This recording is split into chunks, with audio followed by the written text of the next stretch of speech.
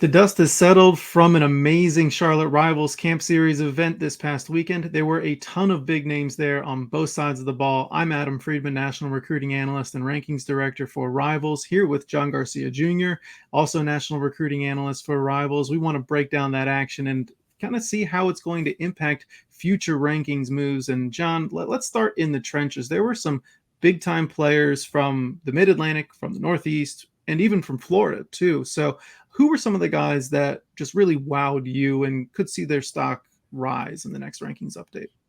Yeah, a lot to choose from here, really on both sides of the ball. But 2 weeks in a row for you and me, this offensive line group was kind of bigger, badder, deeper than the defensive line group, and that's not always the case at these camps. Javon McFadden was kind of the alpha coming in, the one you expected to be that almost like junkyard dog type of player, and he absolutely was that. He's that bully that you want to lead your offensive line. Probably a better run blocker than pass blocker, but you wouldn't know it watching on Sunday. McFadden worked all over the offensive line and had success everywhere, and he let them know, when he won reps against some of those defensive guys. So you love that mentality from an offensive lineman. So he was an immediate eye catcher. But then I think when you go from a height, weight, build standpoint, I mean, PJ Dean just jumps off. I don't want to say the page, but when we were there, he just jumps out at you amongst a lot of great looking prospects. I think the way he carries his 270 pounds or so looks about as good as anybody could, especially as a rising junior at the high school level. And lucky for us, Dean had a great camp. It wasn't just a look legacy kind of deal. Dean was the deal. His length, his power, his mobility all stood out in this type of setting, and his toughness on top of it, which was really nice to see. So I thought the offensive line group probably guard laden, but toughness and versatility within them led by those two. Yeah, 100%. I mean, I'd seen Javon McFadden before multiple times, and he looks very good. He played a lot of tackle. I think he's definitely going to be on the interior of the offensive line at the next level at guard or center, even. Darius Gray, a Rivals 250 prospect in the 2026 class, was phenomenal as well. He played primarily left guard and was as solid as they come. Dean did show that the tackle versatility, though. He had incredibly long arms. I think it was almost an 80-inch wingspan, if I remember correctly, and solid as they come. Like you said, no bad weight.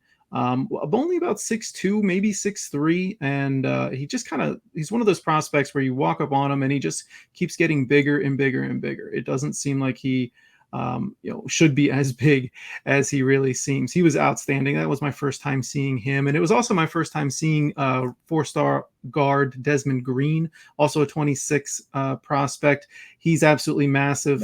Not a fantastic pass blocker, but an absolute road grader. His film is outstanding. Just needs to get coached up a little bit as a pass blocker, and he's going to be I think he could play 2, 3, 4 years as a starter at the college level. He's really, really physically developed. And then Garrett Gordon from Florida, I think we're going to see his stock rise over the next few weeks, months. Just a really solid prospect, a physical guy, good hands, and just really like his build. But on the other side of the ball, a guy who I couldn't wait to see again, Aiden Harris, a guy that I saw, I think it was August or September during the season, and he was an inch shorter and a little thicker. Maybe he had a little bit more bad weight on him, and that was not the case this weekend. I mean, he's grown about an inch and a half, lost all that bad weight, and was as solid as they come. Quick, fast, strong, really good hands, super competitive.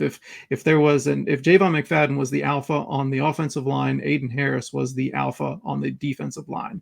Talkative, let guys know when he won those reps, and really like his skill set. He could play inside, he could play outside at the next level. I think he's probably more suited to play on the outside because of that quickness, but just really kind of was a bully, even though he's not the biggest defensive lineman out there, John.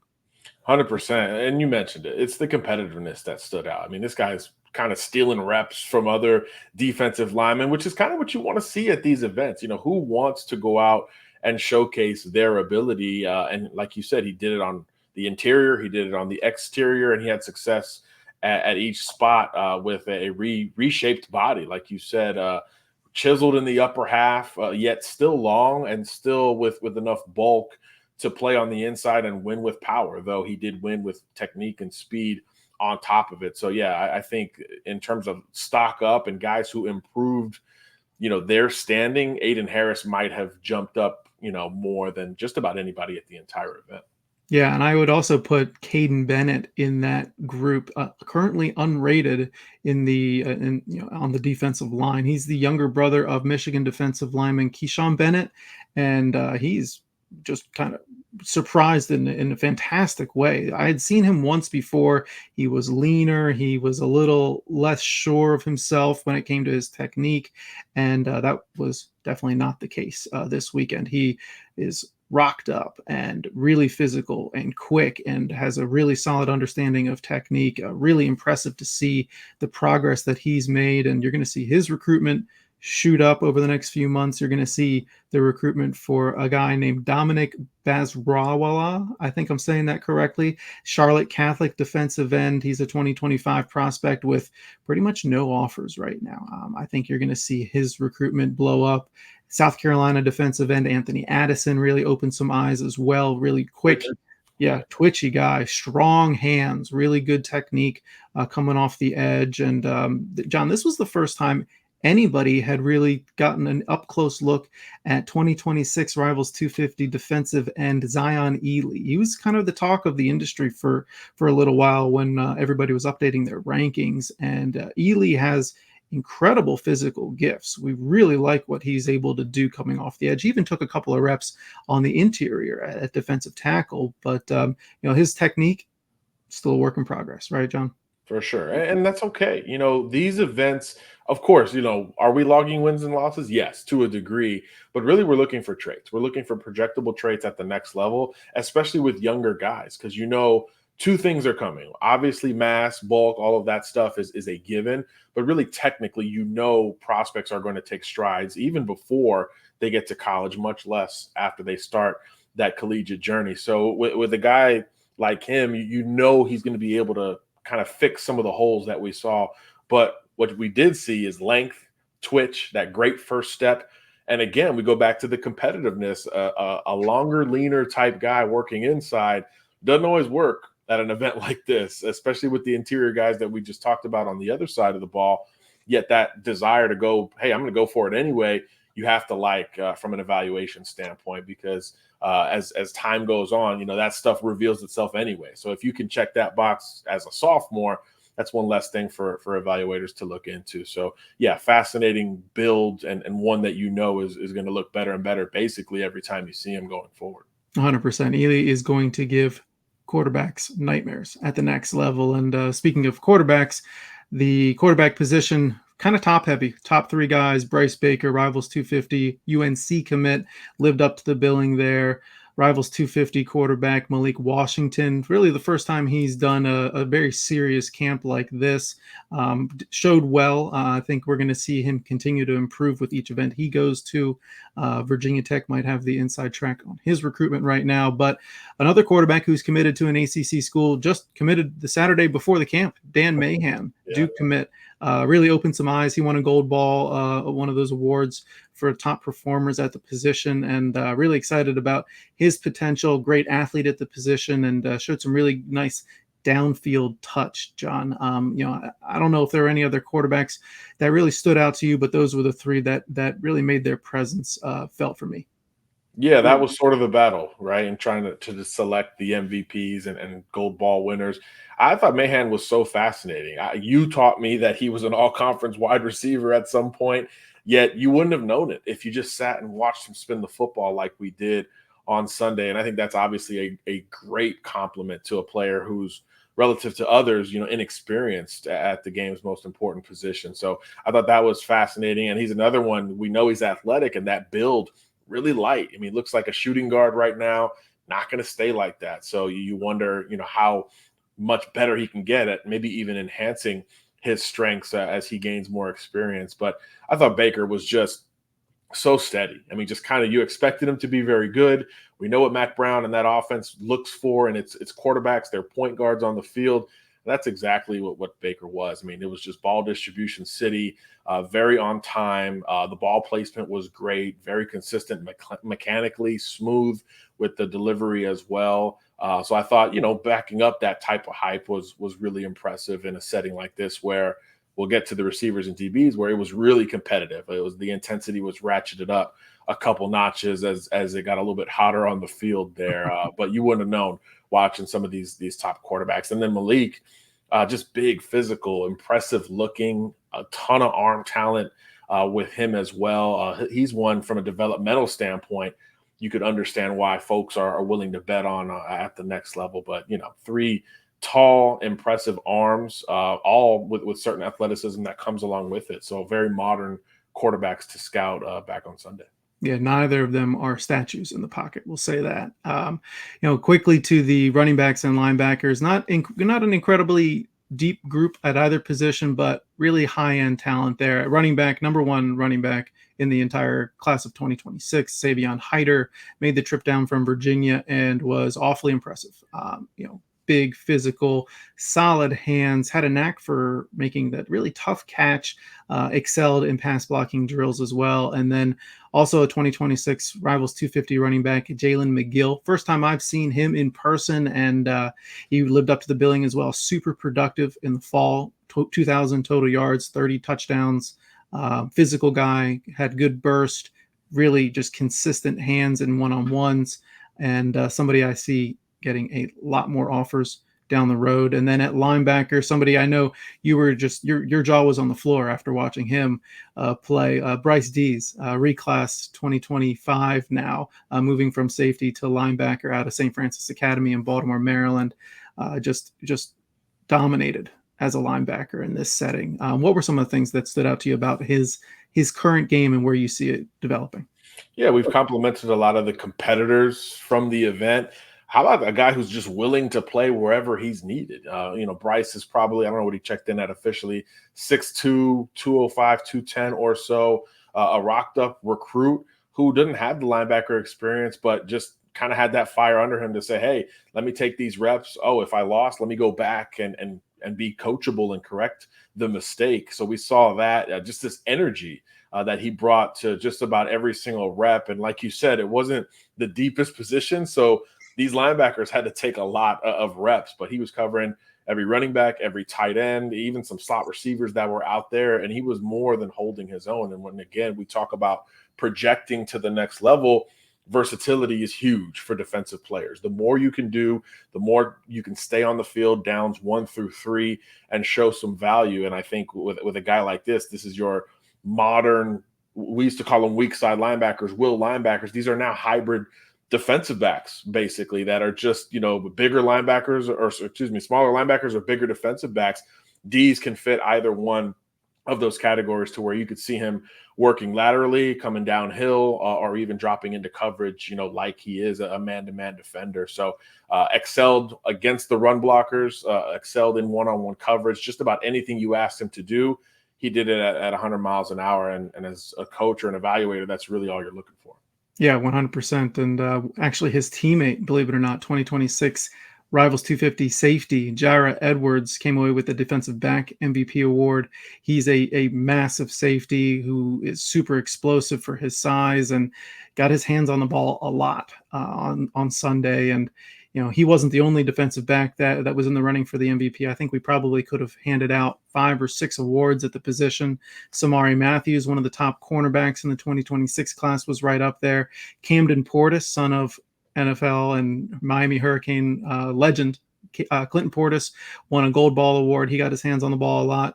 Romani Bruton, a lesser known cornerback out of the Carolinas, just super explosive, really good feet there.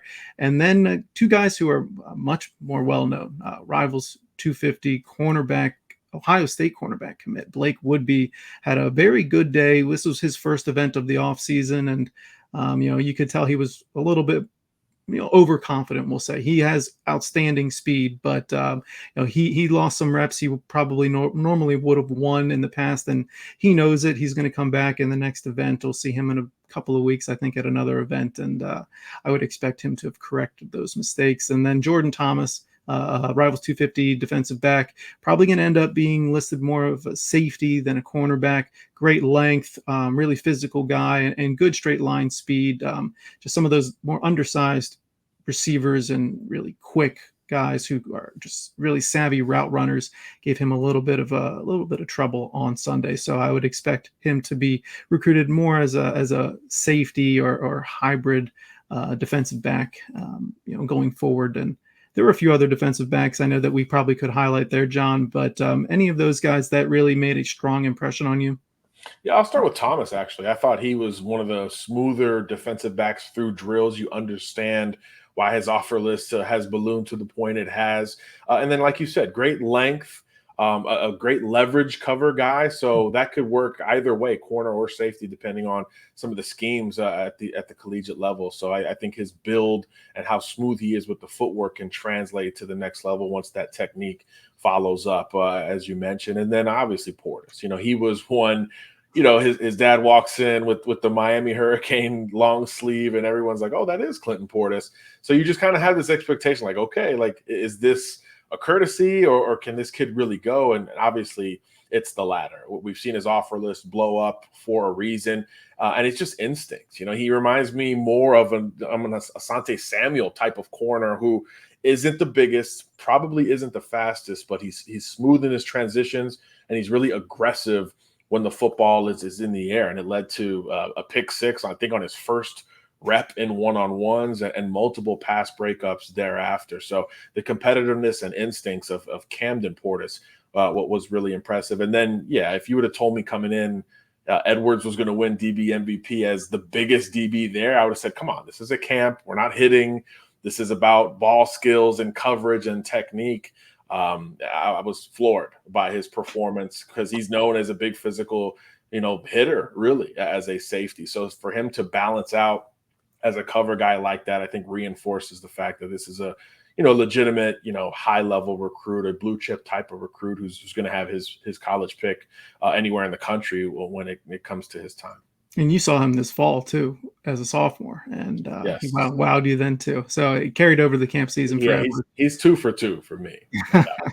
That's for sure. Well, let's finish up with the receivers, the most explosive group of the day. I mean, like I said, with DBs, we probably could have gone 6-7 deep with awards, and the same goes for the receivers. Jarrell Boulder, 25 receiver, came up with the MVP award. Really explosive guy, downfield, crossing routes, route running techniques, you name it. He really, just really impressed overall. Dazier Carter and Miles McAfee, 2027 receiver, came away Yes, with. remember that name. Yeah, Miles McAfee. Remember that name for sure. Both of them came away with gold ball awards. Dazier Carter, probably, for my money, probably the most explosive receiver out there. Just flat out quickness, downfield speed, really good hands. Showed off with a backflip after a nice long touchdown catch. I believe that was against Blake Woodby that he caught that against. And I know that he caught your eye as well, John. Yeah, I mean, if you're outrunning Blake Woodby to the catch point, period, that deserves probably a gold ball nomination. So yeah, I thought Carter was extremely explosive, but I like the way he finished. It's one thing to be fast, but there was some polish in his route running and obviously his ability to track the football as well. I thought Boulder, speaking of tracking the football, amazing at the catch point. It's probably what separated him from the others, relative to that MVP award. He won those contested, passes against bigger, longer defensive backs. Very acrobatic at the end, but again, to his own right, a solid route runner who knew how to set up a defender and flip his leverage. But nobody flipped leverage better than McAfee. Yeah, the 27 receiver. We're like, who is this kid? He was like the last kid we got into the showcase because he was not expected to be as dominant as he was. And he became kind of the talk of the secondary group, which is always a good indicator of who's running great routes because he was hard to deal with even at the line of scrimmage with some of the releases that he was able to come up with. So he's one absolutely not only on Rivals radar, but I think he'll be on college radar pretty heavily here going forward. Yeah, he's got a couple offers already in hand, and I expect that offer sheet's going to grow quickly as college coaches get back out on the road here over the next few weeks and months. A couple other receivers that are just absolutely worthy of mentioning: Malik Carter, or Malik Clark, I should say. I'm sorry, 2025 receiver out of South Carolina, and two other South Carolina receivers I want to mention, Jordan Gidron and Donovan Murph. Both of them really impressed me, and we're going to see a lot more of them over the next few months and really through the next year. Gidron, a 4.6 40 guy, a 10.7 100 guy, really put together, and Murph just not far off either. So that does it for the rankings impact recap from the Charlotte Rivals Camp series this past weekend. I'm National Recruiting Analyst and Rankings Director Adam Friedman. Thank you, John Garcia, National Recruiting Analyst, also for joining me here. Catch us next week at the Atlanta Rivals Camp. That's a loaded roster. There's going to be plenty of rankings implications set to play out. Lots of storylines there at Lakewood Stadium on Sunday. Please remember to subscribe to the Rivals.com YouTube channel and follow all of the Rivals.com social media accounts. And of course, follow all of our content on Rivals.com.